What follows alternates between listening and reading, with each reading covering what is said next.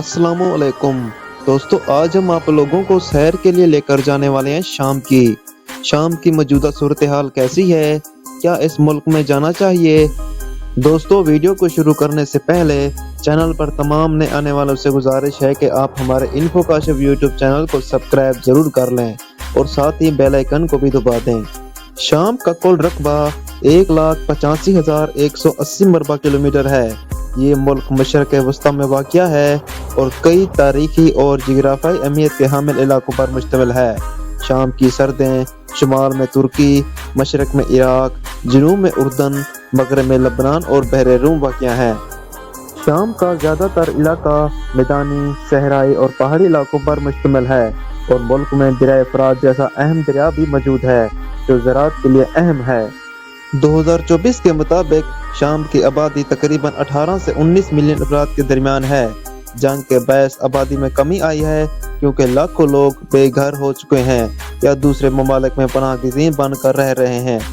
अक़वाम मुत्तहिदा के मुताबिक 6.8 मिलियन से ज़्यादा शामी शहरी अंदरूने मुल्क बेघर हैं और 5.5 मिलियन से ज़्यादा अफराद ने हमसाया ममालिक जैसे तुर्की, लबनान, उर्दन और इराक में पनाह ली हुई है। शाम में मजहबी तनों भी पाया जाता है लेकिन अक्सरियती आबादी इस्लाम पर अमल पैरा है। शाम में तकरीबन 74% सुन्नी मुसलमान हैं, बाकी उलवी, शिया और दीगर इस्लामी फ़िरक़ों से ताल्लुक़ रखते हैं। शाम में ईसाइयों की तादाद तकरीबन 10% है।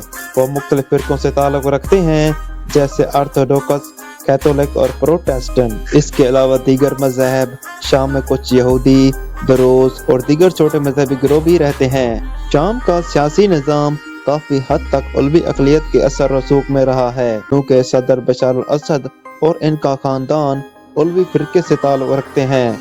ये मजहबी तक़सीम खाना जंगी के दौरान मज़ीद नुमायाँ हुई जिससे फ़िरक़ा वाराना कशीदगी में इजाफ़ा हुआ।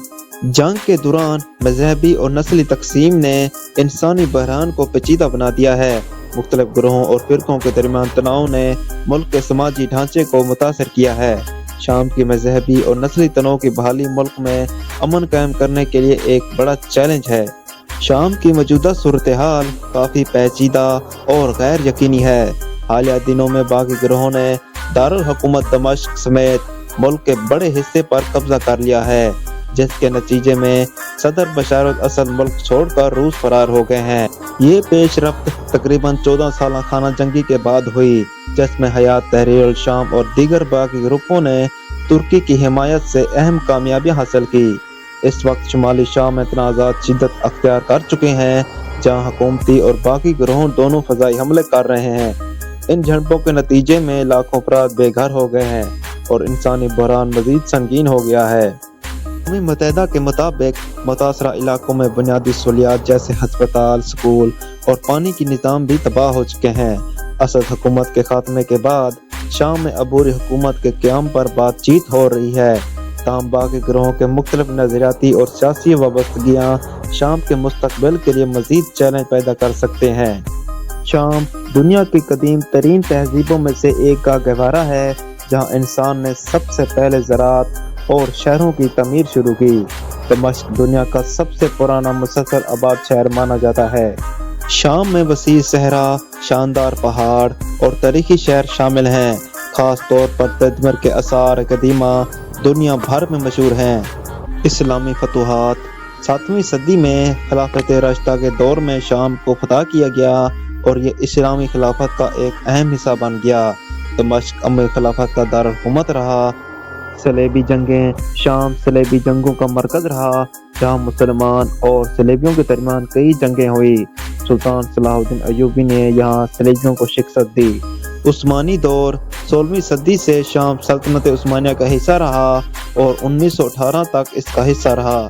फ्रांसीसी नौ आबादियात पहली जंग अजीम के बाद शाम फ्रांस के ज़ेर कंट्रोल आया और 1946 में आज़ाद हुआ।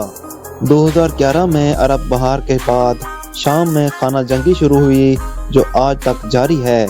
इस जंग ने लाखों अफराद को बेघर किया और मुल्क में शदीद तबाही से दूचार किया।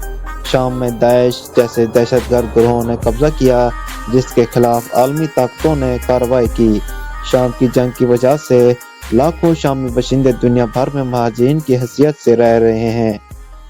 شام کے لوگ ہمیشہ اپنی ثقافت، مہمان نوازی اور خاندانی رشتوں کی مضبوطی کے لیے مشہور رہے ہیں۔ شادی بیاہ، عیدین اور دیگر روایتی تہوار بڑی خوشی اور جوش و خروش سے منائے جاتے تھے۔ جنگ سے پہلے شام کا معاشی ڈھانچہ زراعت، صنعت اور تجارت پر مبنی تھا۔ دمشق اور حلب جیسے شہر تجارتی مراکز تھے۔ شام کا تعلیمی نظام مضبوط تھا اور کئی شامی یونیورسٹیاں دنیا بھر میں مشہور تھی۔ جنگ سے پہلے شام کا صحت کا نظام خطے کے دیگر ممالک کے مقابلے میں بہتر سمجھا جاتا تھا۔ جنگ نے لاکھوں لوگوں کو بے گھر کر دیا ہے۔ لاکھوں شامی باشندے پناہ گزینوں کی حیثیت سے دوسرے ممالک میں رہ رہے ہیں، جبکہ ملک کے اندر بھی بہت سے لوگ عارضی کیمپوں میں زندگی بسر کر رہے ہیں۔ جنگ کی وجہ سے شام کی معیشت تقریباً تباہ ہو چکی ہے۔ لوگ بے روزگاری، مہنگائی اور اشیاء ضروریات کی کمی کا شکار ہیں۔